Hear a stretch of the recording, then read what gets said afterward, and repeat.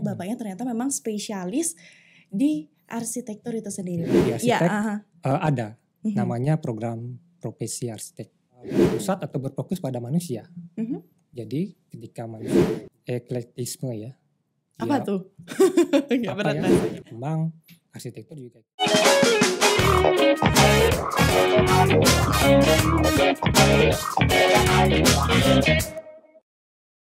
Halo pemirsa PDF, kembali lagi di Insaras Podcast Dwi Chandra Foundation dan Ayu Mirah kembali menyapa Anda. Tapi sebelum kita bakal ngobrol topik menarik di Insaras kali ini, Mirah ingatkan nih untuk Anda subscribe dulu podcast Dwi Chandra Foundation untuk bisa mendukung channel ini, bisa menghadirkan banyak obrolan menarik lagi yang bisa menginspirasi Anda sekalian. Dan kali ini tentunya topik menarik berkaitan dengan ngarsitektur, yaitu arsitektur dan arsitektur tradisional Bali akan kita bahas bersama Dekan Fakultas Teknik Dwi Chandra University, yaitu ada Bapak Arya Bagus Mahadwijati Wijaatmaja. Kalau gitu kita akan sapa dulu narasumber kita ya pemirsa.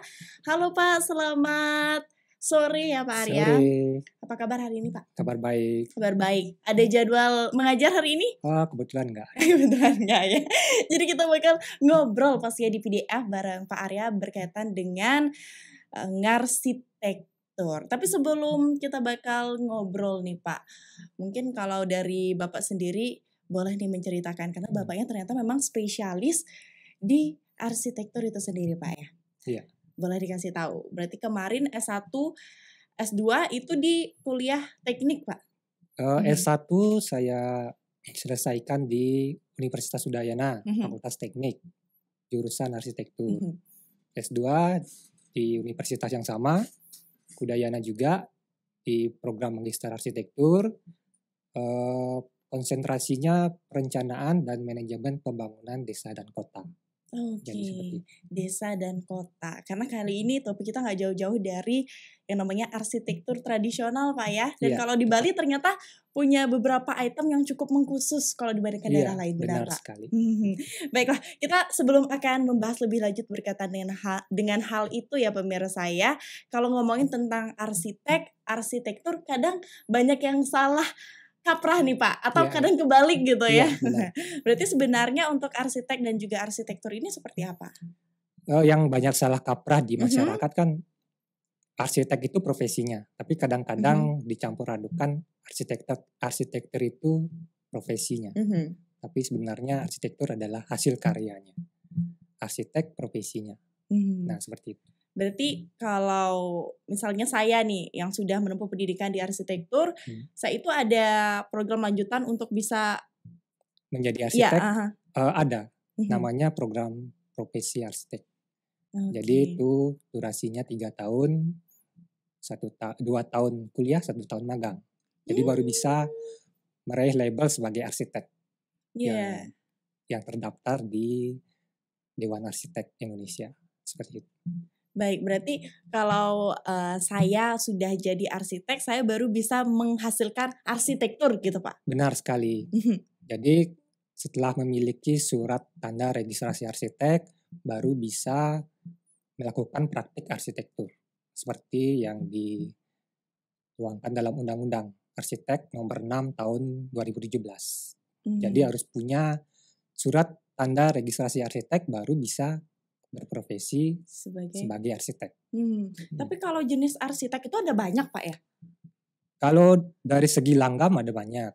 Ada tradisional, klasik, modern, dan sebagainya. Itu zaman? Zaman, ya. Itu perkembangan arsitektur.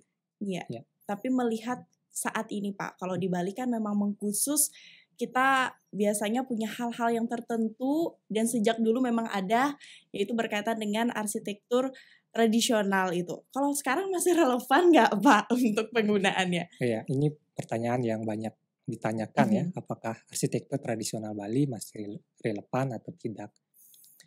Dan kita tidak memungkiri bahwa di perkotaan khususnya, di Denpasar kita lihat arsitektur tradisional Bali sudah sangat jarang ya. Sudah digantikan dengan arsitektur yang lebih modern. Tapi sebagai orang Bali tentunya kita harus berupaya untuk tetap melestarikan arsitektur tradisional Bali walaupun tidak secara utuh Mhm. wujudnya sesuai dengan yang tertulis di lontar misalnya. Ya, kita bisa misalnya adopsi beberapa hal unsur-unsur arsitektur tradisional ke dalam arsitektur modern. Misalnya dari konsep tata letak, baik tata letak ruangan, Mhm. bangunan, dan tata letak tempat pintu masuk. Mhm. Contohnya seperti itu. Iya, kalau saat ini juga kelihatannya kan di Bali makin padat, Pak, ya. Berarti itu juga menjadi tantangan dong untuk Iya, orang-orang yang benar memang sekali. ingin menggunakan arsitektur tradisional, Pak? Iya, memang tantangan terbesarnya adalah lahan. Mhm. Ya, karena arsitektur tradisional Bali memerlukan lahan yang cukup eh, relatif tidak tidak relatif kecil ya, Mhm. luas, perlu lahan minimal 5 are lah. Wow. Kemudian yang kedua tentu dari segi bahan. Kita di Bali, di Indonesia khususnya, bahan kayu sudah sangat jarang untuk bisa didapatkan. Yang ketiga tentu sumber daya manusia Mhm. terkait dengan ahli bangunan tradisional Bali yang kita sebut pendagi. Nah itu sudah sangat jarang dan itu juga tentunya berpengaruh terhadap eksistensi arsitektur tradisional Bali. Tapi apakah masih relevan? Saya kira masih bisa sangat relevan karena arsitektur tradisional Bali itu berpusat atau berfokus pada manusia. Mhm. Jadi ketika manusia berkembang, arsitektur juga ikut berkembang, mengikuti perkembangan manusia itu sendiri. Sebagai contoh, arsitektur tradisional Bali itu menggunakan dimensi yang berdasarkan dimensi atau ukuran manusia, Mhm. antropometri. Ya, jadi Gimana maksudnya itu, Pak?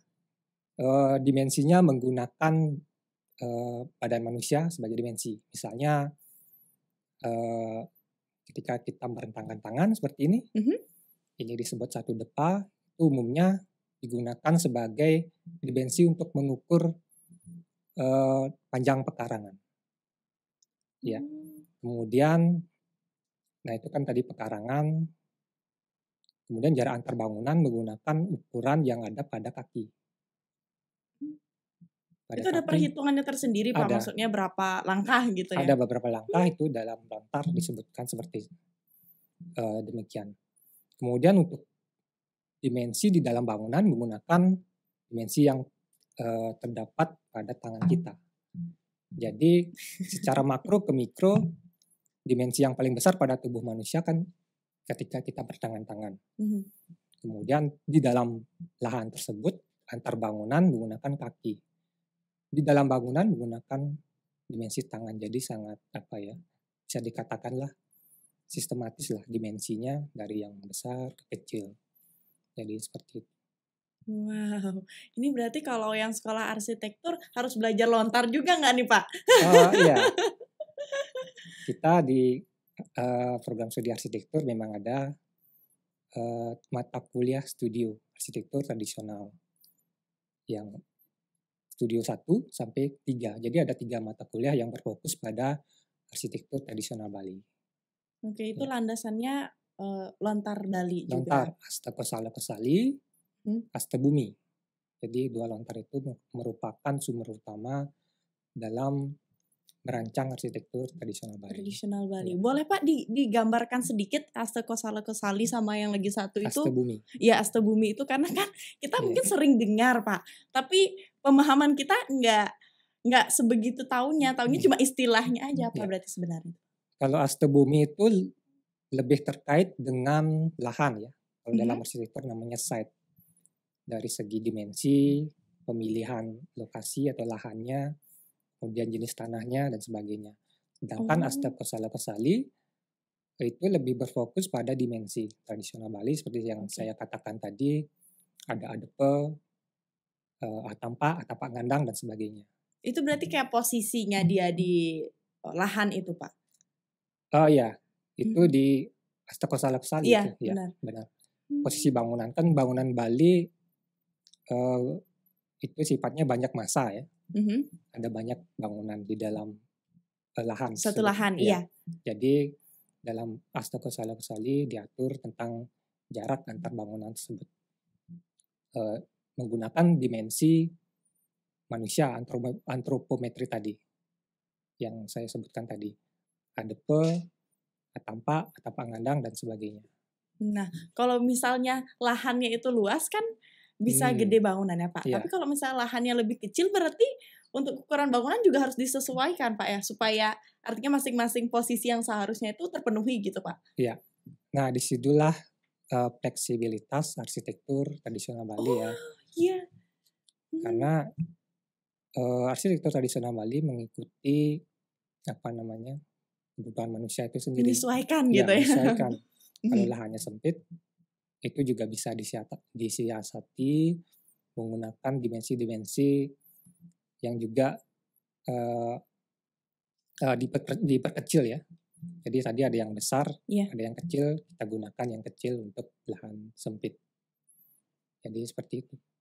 Nah, kalau misalnya dikatakan fleksibel, kalau kita sesuaikan dengan zaman sekarang, itu kan suka mengkombinasikan, Pak. Nah, berarti bisa dong untuk yang namanya arsitektur tradisional itu dikombinasikan dengan yang modern, misalnya menyesuaikan kayak pengen sifatnya elegan modern, tapi biar ada unsur Balinya itu nggak masalah.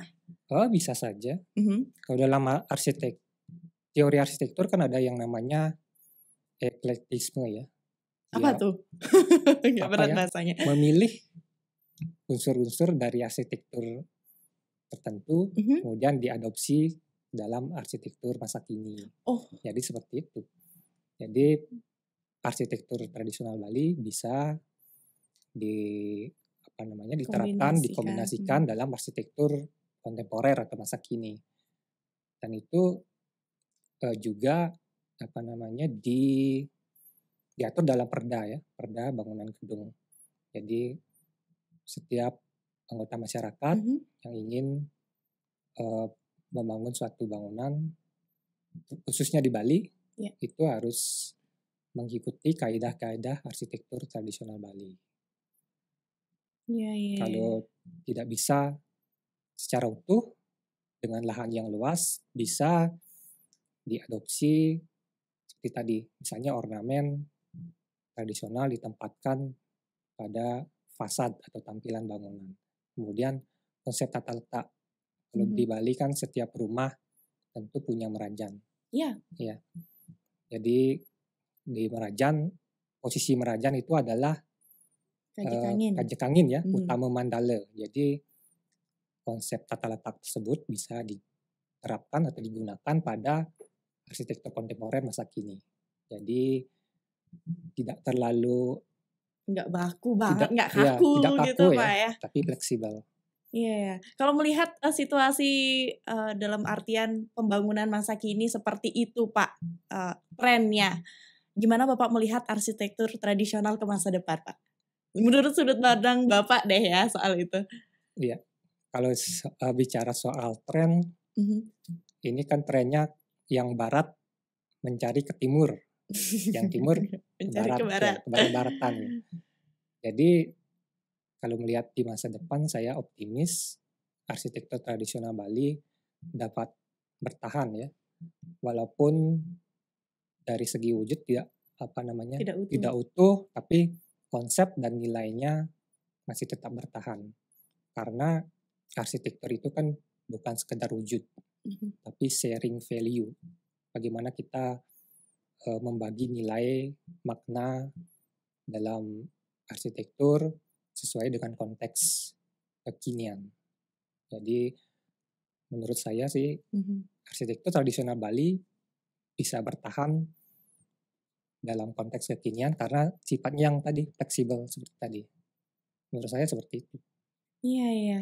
Dan dibilang tadi dengan kelebihan itu berarti memang daya tarik dari arsitektur tradisional sama modern zaman sekarang itu terlihat Pak ya. Apa sih yang paling menonjol Pak antara hal tersebut, arsitektur tradisional dan juga modern. Nah, kalau arsitektur modern itu kan fokusnya dia ke fungsi, konstruksi atau kekuatan dan estetika.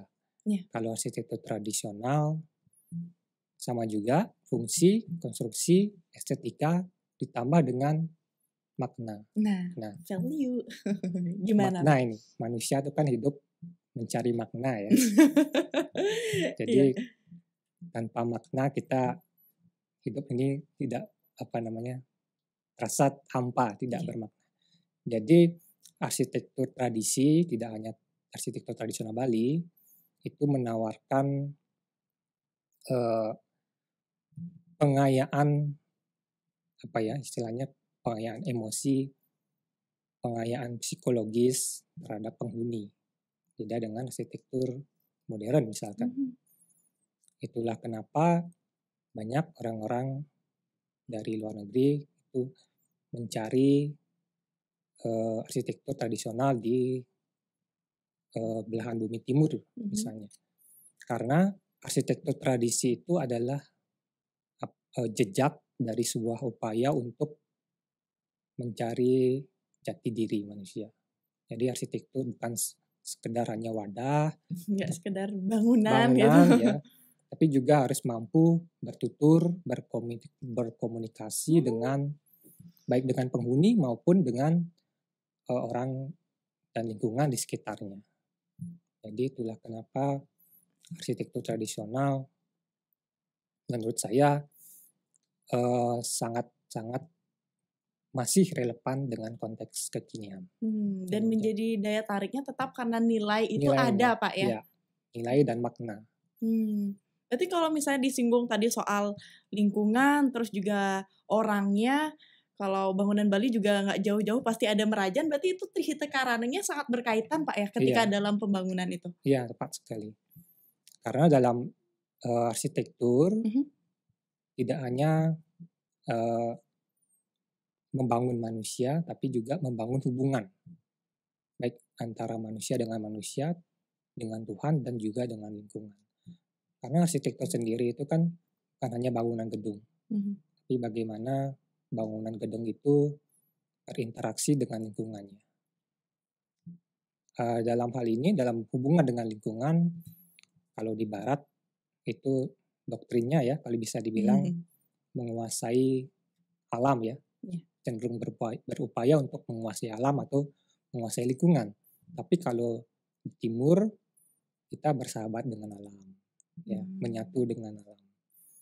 Jadi hubungan manusia dengan alam bisa menjadi lebih harmonis, lebih bahagia sesuai dengan nama Trihita Karana.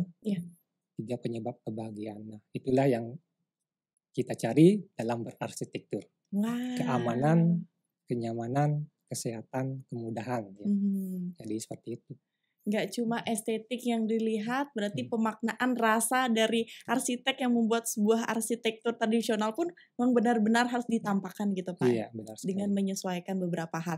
Nah, kalau kita sudah tahu nih pendengar dan juga pemirsa ya, kalau memang ada banyak ciri khas dan ternyata nilai itu sangat menjadi hal utama ketika pembangunan arsitektur tradisional. Tapi ngomongin tentang mahal, Pak, yang biasanya jadi momok di masyarakat ya, Pak ya, dengan segala keterbatasannya karena memang saat ini kayak Bapak sebut tadi undagi, kemudian lahan, kemudian bahan juga.